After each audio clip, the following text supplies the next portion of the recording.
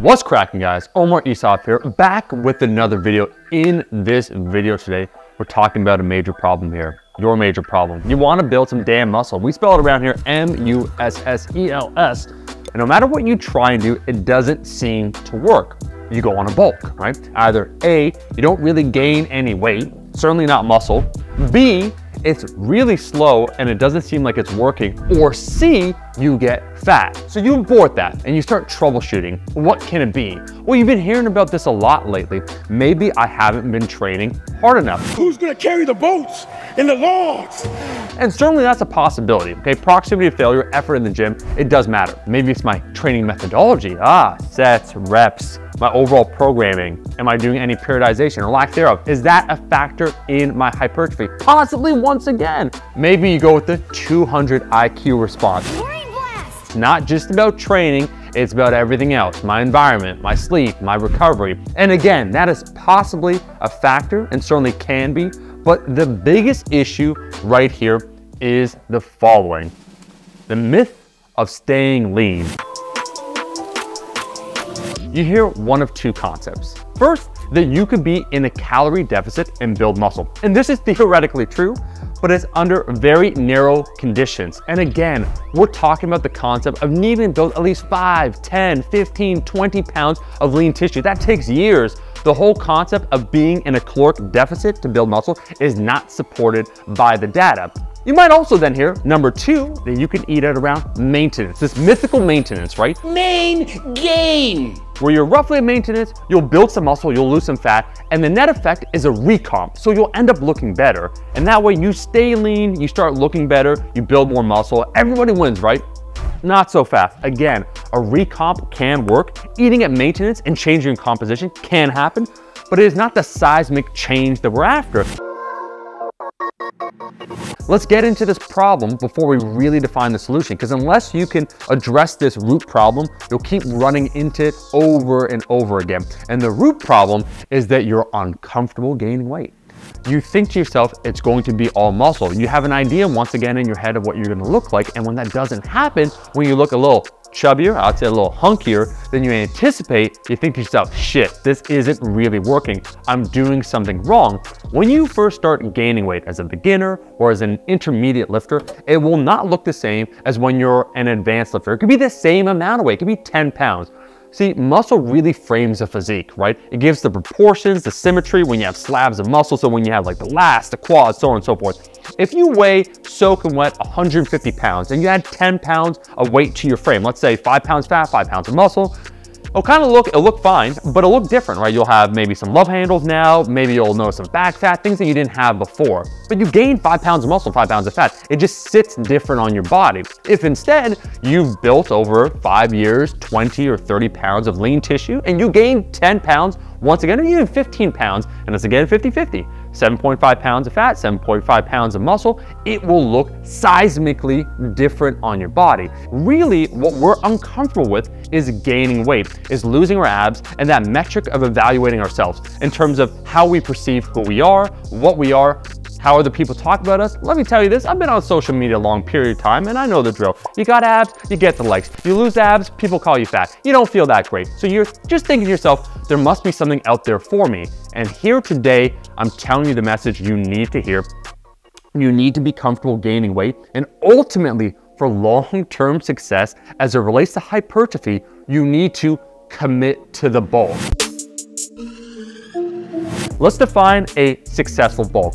You need to be 1, consistently in a moderate surplus, and then 2, for a long enough period of time. So duration is a variable, consistency is a variable, and then the total amount of surplus that you're in on a daily basis is another variable. Because let's think about it. Maybe answer in the comments, how much more muscle do you want to build? For most people, it's over 10 pounds. And if it's over 10 pounds, depending upon where you are on your journey, it's going to take at least over a year, perhaps several years. For most people and most of their goals, we're talking 3 to 5 years. In that time frame, you need to be in a caloric surplus in order to build muscle. You need to solidify this in your head. You need to keep repeating it to yourself. I see too many people stay within a narrow band of weight. That makes sense if you're more an advanced lifter.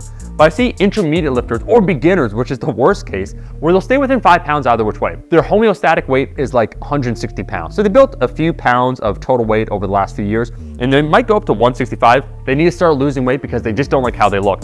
They might lean down, they might get to 155 and they're quite lean, but whatever it is, there's that narrow band that they will never move past. You have to understand that you might not be like other people who could be in the same caloric surplus, train just as hard as you, and build more muscle. There's always a ratio, your natural propensity to build muscle. For some people, that's that survivorship bias, it's more favorable. So when they gain 20 pounds and they do all the things that you do, 15 of those pounds are muscle. For you, it might be 10 instead, or some people it might be 7 pounds and they gain more fat. And that is okay because you'll make up for this on the back end when it comes time to lose weight. When you gain weight, especially as a beginner, you're probably gonna be gaining more fat.